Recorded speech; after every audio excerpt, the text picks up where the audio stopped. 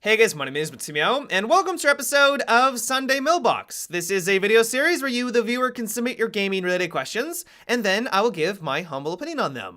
To get the formalities out of the way real quick, if you would like to submit your own question that could be featured in an upcoming episode, you can do so by leaving a comment down below, or by sending me a Facebook and Twitter message. The first question for that comes from TrickWiz, and it is, how would you feel about hot breaching windows as Buck and Sledge in Rainbow Six Siege? For Sledge, you would have to press your primary gadget button to hot breach, and for Buck, you must have the underbarrel shotgun already active and shoot 3 times while going through the animation. That is one of the better ideas I've heard in a while, and honestly, this is something that I would love to see introduced into the game. You guys might have noticed that I like to hot breach in Siege. It's one of my favorite things to do. Placing that breaching charge up, swinging on back, and then flying to the objective room is one of the coolest and most exhilarating things that I think that you can do in this game.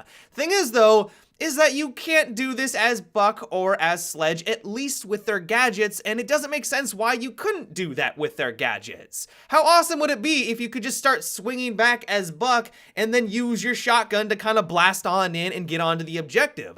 It still serves the same function as if you were using a breaching charge, but you're using your other gadget, and honestly could just make it a bit more viable. And so this could actually be a really big upgrade, or at least a decent upgrade, to these two operators. I don't think it would all of a sudden make them overpowered. I don't think that it would be that big of a buff by any stretch of the imagination, but if you were able to swing back, whip that hammer out and slam it into the window, now you're on the objective. While you are still vulnerable, much like if you do this to a normal wall, you still need to bring up your weapon. Can't tell you how many times I've tried to catch someone by surprise and I just need to get my weapon up, and so they shoot me in that time. So as long as the enemy is still observant, they can take you down, but it gives a bit more options to those operators, especially when that's kind of their entire role, which is breaking things open and getting into the objective room very, very quickly.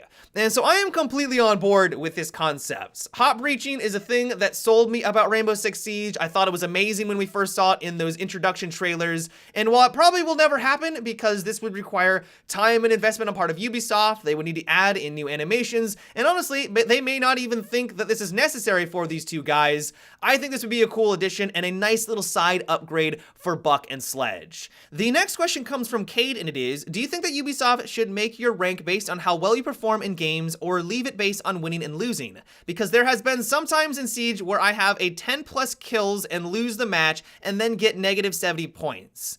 Well, I can definitely sympathize with you. It's gotta be incredibly frustrating, and I've experienced this too, where it seems like you're completely outperforming everyone on your team, at least with regard to the kills. You've got like 10 plus, everyone's sitting at like 1 or 2, but you still lose that round. It would be nice if Ubisoft maybe took away some of the points that you were gonna lose, so instead of losing like 70 points, maybe it dropped it down to like 50 points. Sure, it's still a loss, you're still losing your matchmaking rating, but at least it's not as big of a blow.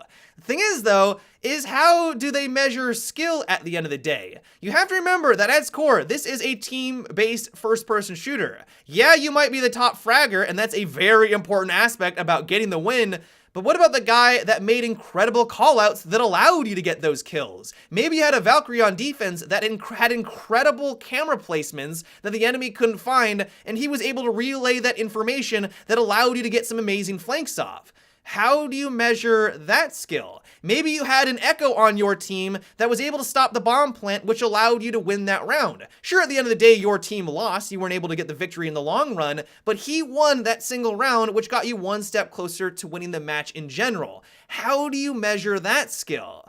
Honestly, I'd rather have someone that makes awesome callouts, is positive the entire time, than someone that is completely negative and just runs around with their head chopped off, trying to go for kills is incredibly greedy. Yeah, they might win one round because they get a lot of kills, but then another round they got so greedy that they lost the round for their team. And so while I do absolutely understand where you're coming from, hopefully you can see from this viewpoint that it's not the full picture. Yes, kills matter, but at the end of the day, it's about that win. It's about playing as a team, and how would you measure that in a matchmaking system? The next question is, are you worried about the recent reveal that Star Wars Battlefront 2 is going to have pay-to-win microtransactions?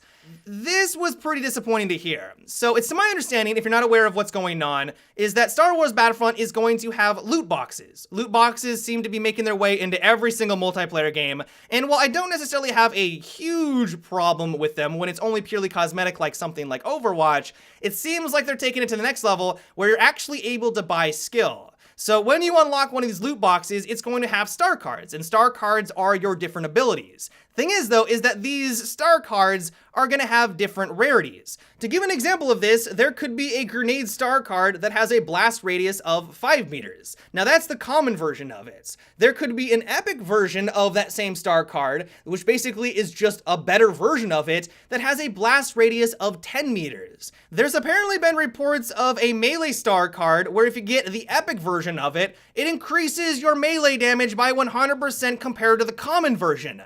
This is the definition of pay to win.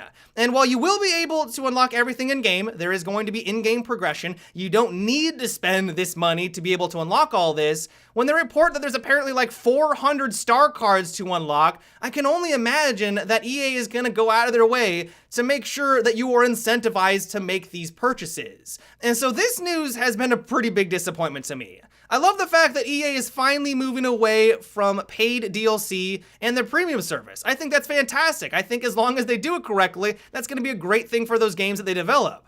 I was hoping that they were going to go the way of Overwatch, though, and just make it purely all about cosmetic items. Now, who knows? Maybe we're jumping to conclusion here, and it's not going to be as bad as people are first expecting, but I kind of doubt it. I mean, maybe it's going to be really easy to unlock all the epic loot. Maybe it's going to be really quick through all of the in-game progression, but I just don't think that's going to be the case. I mean, if they're using this as their means of developing more content and making money, you know that they're going to make it at least difficult enough that it's going to incentivize people to make those purchases. At the end of the day, they are a business. They want to make money, and so they're not going to make it incredibly easy to unlock everything that you want, because that doesn't make them any money at the end of the day. They want to get to the point where you're just like, oh, I can't make this grind. I don't want to grind it out. Here's $10 so that I can get there faster.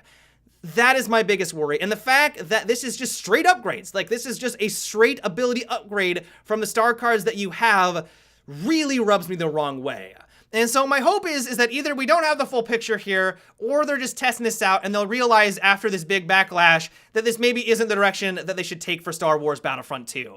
I think people would pay good money for just awesome cosmetic items. If there was different variations of their favorite heroes like Luke Skywalker, I think people would pay money for that. That would be a better way, in my eyes, to further the development and fund that future content. But of course, that is just my 2 cents. The next question comes from Kevin, and it is, I'm a little worried about the future operators that are coming to Rainbow Six Siege. I want the upcoming operators to be realistic. Do you think that the developers should focus on bringing in as realistic operators as possible, or ones that will make it more fun to play the game? Well, at least personally, I'm not too concerned about realistic operators. I would much rather them focus on adding in different gadgets and operators that change up the game for the better and add in a different dynamic. You have to remember that while Rainbow Six Siege does take itself seriously, it does have that hint of reality. A lot of the operators and gadgets are based off of their real-life counterpart, but we also have gadgets that are borderline science fiction.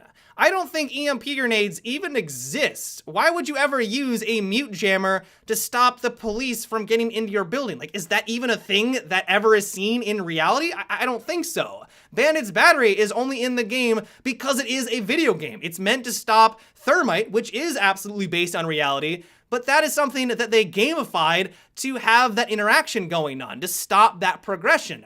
There's a lot of examples of just the core operators in the game, not even the DLC ones like Jackal with his futuristic foot scanner, or let's say Hibana's gadget. Those things are straight out of science fiction, but even the core operators that came with the game, they're not even realistic. And so while I do know where you're coming from, you want it to be based in reality somewhat. I don't want this to turn into, just whatever the developers can think of. I don't want stealth operators. I don't want people that can just disappear in front of me. We don't want that. It needs to be based in reality. There needs to be some authenticity there, but I would much rather them bring in something new to the table that actually just changes up the game. If they restricted themselves with only bringing in realistic gadgets, that would honestly probably hinder them in the long run because they would just run out of ideas. I mean, even some of the realistic gadgets would be borderline overpowered in Rainbow Six Siege. One idea that I hear constantly is the corner shotgun. There is a weapon that can peek around corners. You don't even need to expose any part of your body. Only the weapon rears around that corner. You can view through the camera what's on the other side and take out any hostiles that are behind it. That would be disgusting in this game and has no business being there. There's probably a lot of examples of this. And so while I do know where you're coming from, I think there does need to be a hint of reality when they introduce new operators. I don't think that that should be the sole thing that they think about. But yeah, guys, that has been it for today's episode of Sunday Mailbox. I hope you enjoyed. Give me your thoughts on what we discussed today. Do you like the idea of changing up the way that they measure skill in ranked in Rainbow Six Siege? Are you a bit disappointed like I am that it seems like Star Wars Battlefront 2 is going to have pay-to-win microtransactions? Let me know down below. As always, if you would like to submit your own question for an upcoming episode, you can also leave a comment down below or by sending me a Facebook and Twitter message. But until tomorrow, guys, have a good one and take it easy.